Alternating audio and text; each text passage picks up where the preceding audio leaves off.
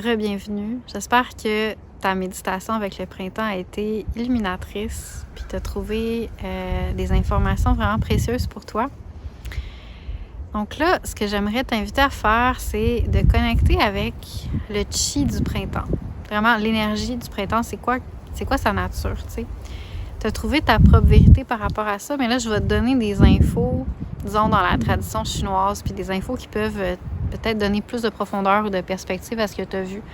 Mais le plus important, c'est ce que toi, tu as perçu, parce que c'est vraiment ta relation avec le printemps, puis qu'est-ce que le printemps fait en toi de positif puis de négatif. Donc, c'est vraiment l'essentiel, tu sais.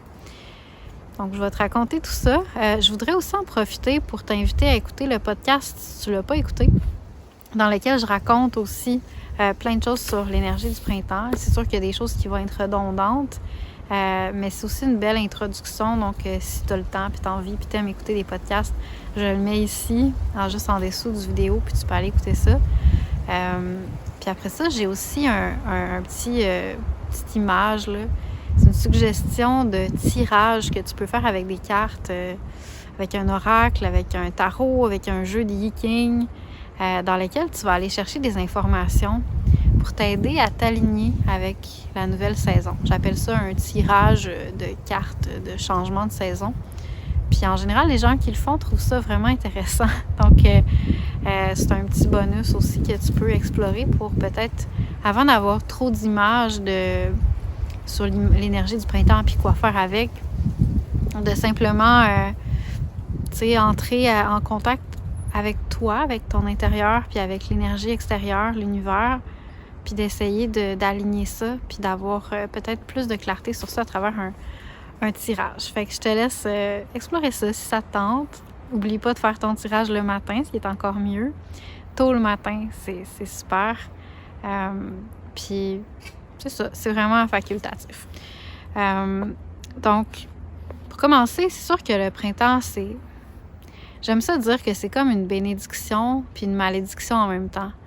Ça a quelque chose de divin, tu sais, de pur, de vraiment pur. C'est vraiment comme un enfant. Ça correspond dans le cycle énergétique de la vie humaine à l'enfance. Fait qu'il y a quelque chose d'extrêmement plein de vitalité, puis de pur, puis d'innocent dans le printemps. Puis comme un feeling que, tu sais, t'as toute la vie devant toi, genre t'as toute la journée devant toi, puis le temps est infini le matin, au printemps. C'est comme on a du temps, tu sais, on a des possibilités. Tout est possible. C'est ça qui est beau. Ça a quelque chose de très beau, très puissant. Comme une bénédiction, tu sais, d'avoir encore la chance de pouvoir créer sa vie comme on la veut.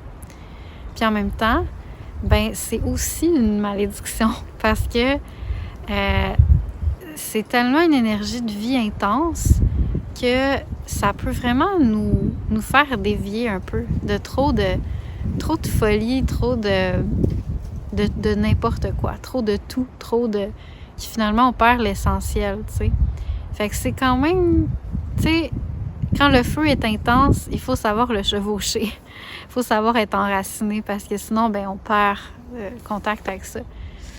Au printemps, tu sais, on sent que la sève veut monter, là. Il y a quelque chose là, qui peut vivre, qui veut vivre, mais la sève a besoin de redescendre aussi pour aller comme faire un échange avec la terre, nourrir les racines. Donc, il faut vraiment cette connexion-là, tu sais. Il faut vraiment se rappeler de l'hiver pour avoir un printemps aligné. Se rappeler de qu'est-ce qu'on a compris cet hiver, c'est quoi les leçons de l'hiver, qu'est-ce qui était précieux qui a émergé de l'hiver pour que notre printemps, il parte pas en fou, mais qu'il reste centré sur, tu sais, tout ce qui était important cet hiver.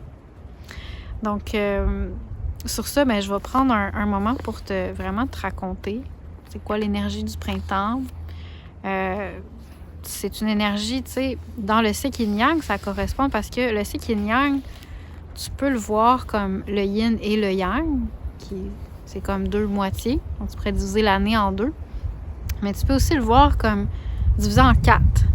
Tu as le yin qui commence à naître, puis le yin qui est à son maximum, le yang qui commence à croître, puis le yang dans son apogée, dans sa croissance maximale. Donc, c'est pas la même saveur de yang, c'est pas la même saveur de yin. Donc, la saveur du printemps, c'est vraiment l'énergie du yang qui est en train de croître, comme un genre de feu qui est en train de grandir. Puis c'est vraiment un mouvement de croissance versus le yang de l'été, c'est vraiment un mouvement de fusion, de connexion, de expansion. Tu sais, on est vraiment dans la pleine manifestation. Alors qu'au printemps, c'est vraiment comme la création. C'est toutes des affaires un peu évidentes que je te dis, mais en même temps, c'est intéressant d'y réfléchir parce que ça fait partie de la perspective de pourquoi on est là, qu'est-ce qu'on fait, c'est quoi sa médecine au printemps. Fait que c'est ça. Puis dans le cycle de la vie humaine, comme je disais, ça correspond à l'enfance. Fait que c'est vraiment, tu sais, le printemps, c'est une merveilleuse, douce énergie d'innocence, de pureté, une énergie de 1001 possibles, comme je disais, de légèreté, d'espoir. Puis cet espoir-là, c'est très nourrissant, ça nous fait du bien, on en a besoin. Puis en même temps, ça peut aussi nourrir justement notre ego, puis nos hypnotismes envers la vie, comme on vouloir trop de choses en même temps, puis juste se perdre un petit peu dans cette belle énergie-là. Fait que c'est inspirant, c'est plein d'inspiration, c'est plein d'énergie, plein de vitalité. Puis souvent, il y a une vision qui vient au printemps, on a des idées, il y a quelque chose qui veut monter de nos profondeurs, on a de la créativité. Puis ça, c'est précieux parce que ça fait vraiment partie de l'énergie du printemps. Donc, c'est beau, c'est inspirant, c'est bon, c'est énergisant, mais là où il y a beaucoup d'énergie, ben il y a aussi beaucoup, ça nourrit aussi beaucoup les parties de nous qui sont peut-être moins équilibrées ou moins nourrissantes. C'est comme ça vient nourrir nos ténèbres en même temps que ça nourrit notre lumière. Fait qu'on est comme, ah, c'est beau, c'est bon, puis là finalement on se perd dans plein d'hypnotisme de n'importe quoi, puis ben finalement c'est juste, tu sais, il y avait de l'énergie en abondance, mais c'est pas les bonnes parties de moi qui en ont profité. Donc c'est pour ça que c'est un moment clé dans l'année. C'est sûr que tous les changements de saison, c'est des moments importants pour se réaligner, mais le printemps particulièrement, parce que c'est là où le cycle de vie commence. Puis plus, tu sais, il commence à aligner, plus que c'est centré sur l'essentiel, puis c'est fort, puis c'est enraciné, ben plus qu'on risque d'avoir une année qui est alignée avec nos valeurs. Une journée qui est alignée avec nos valeurs. Si on s'est levé tôt, on a commencé notre journée en méditant, en se centrant sur qu'est-ce qui est essentiel pour nous, en déjeunant bien, en s'hydratant bien ou whatever, tu sais. C'est un peu le même principe. Donc si au printemps, je me sens comme vraiment nourrie, vraiment connectée, ben c'est comme ça va avoir un impact d'alignement sur vraiment plus longtemps dans mon année. Parce que si je pars comme « Ah ouais, il y a plein d'énergie dans l'air », puis là, je commence à comme partir avec ça, ben ce qui arrive, c'est que c'est comme si le reste de l'année va être teinté de cette couleur-là, de juste comme vouloir aller dans toutes les directions ou juste d'avoir comme trop d'énergie à l'intérieur puis de pas savoir quoi faire avec puis d'être comme pogné à l'intérieur. Tu sais, c'est comme ça. Il y a un mouvement de vie qui doit s'exprimer, mais qui doit aussi être canalisé, qui doit être focusé. Donc, c'est vraiment l'essence de ce qu'on va parler beaucoup dans la médecine du printemps, que je vais te reparler de différentes façons. Mais c'est ça, c'est vraiment important. Parce que plus il y a de l'énergie, plus qu'on peut se perdre, plus que cette énergie-là va nourrir des parties qui sont pas essentielles en nous. J'appelle ça nourrir nos démons intérieurs. T'sais. Nos démons, ils ont faim, ils aiment ça avoir de l'énergie. Puis plus il y a de l'énergie, ben plus que ça leur donne envie de venir comme prendre possession de nous puis aller dans toutes les directions qui sont pas nécessairement profondément nourrissantes, satisfaisantes pour nous. Donc c'est ça. Fait que, tu sais, la médecine du printemps, pour équilibrer son printemps, il faut aussi utiliser les autres saisons comme enracinement ou comme miroir. Fait que l'hiver était là pour nous rappeler c'est quoi l'essentiel. Tu sais, quand que je fais rien, il n'y a rien qui me distrait. Qu'est-ce qui est vraiment important que j'ai dans le cœur, tu sais?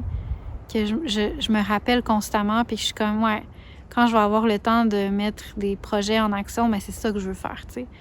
quand je vais avoir le temps, tu sais, ou qui que je suis profondément. Tu sais, quand je fais juste être, rien faire en hiver, prendre des journées vraiment relax, cocooning, c'est quoi qu'il y a en profondeur en moi qui me fait vraiment du bien?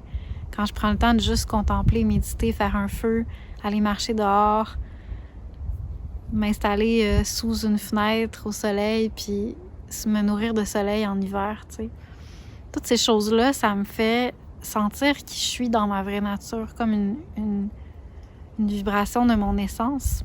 Puis ça c'est vraiment important, parce que quand que je vais me mettre à avoir de l'énergie au printemps, il faut que je me rappelle de qu'est-ce que j'ai senti en hiver qui était essentiel, pour me rappeler que là, c'est le temps d'incarner ma nature profonde dans le monde, et non pas d'incarner toutes les autres affaires, tu sais, de vraiment comme aligner ça avec un ressenti profond qui était connecté avec l'hiver. C'est sûr que plus que tu as passé ton hiver à connecter avec sa médecine, ben plus que ton printemps va être facile à s'aligner avec, tu sais, parce que tu vas déjà savoir clairement qu'est-ce qui est profond puis qui est vrai à l'intérieur de toi puis que tu veux mettre de l'avant. Puis tu vas être bien enraciné, parce que l'hiver va t'avoir aidé à t'enraciner, parce que tu vas pas avoir trop travaillé. Donc, c'est vraiment un mouvement continuel, mais c'est ça, d'aller chercher la médecine des autres saisons pour aider aussi cette saison-là. La médecine de l'automne, c'est vraiment, tu sais, quand tout meurt, là, tu sais, quand on pense au moment de la mort, on pense au deuil, ben ça nous rappelle à quel point les choses sont éphémères, à quel point il y a de la valeur dans les choses, puis qu'il faut les honorer, puis il faut pas gaspiller notre temps puis notre énergie pour qu'est-ce qui est pas essentiel. Ça, c'est comme une grande, grande leçon de l'automne, puis tu sais, c'est la leçon du soir aussi, fait qu'on l'a continuellement. Tous les jours, on a cette leçon-là. Tu sais, comment j'ai gaspillé mon énergie aujourd'hui, comment que j'aurais pu mieux l'utiliser pour plus me rapprocher de qu'est-ce qui est important pour moi.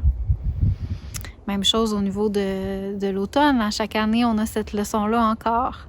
Fait que si on est capable au printemps de se rappeler comment on se sentait le soir ou à l'automne, ben on est capable d'amener cette médecine-là pour équilibrer notre printemps, puis se dire « Ouais, c'est vrai, j'ai l'impression là, que j'ai toute la vie devant moi, là, que j'ai du temps à l'infini, puis je peux faire tous les projets que j'ai envie. » Mais à l'automne, à chaque année, je me rappelle à quel point que le temps est court, puis finalement, je démarre plein de projets, puis je les finis pas, ou bien je les finis, mais c'est pas satisfaisant. Je me perds un petit peu là-dedans.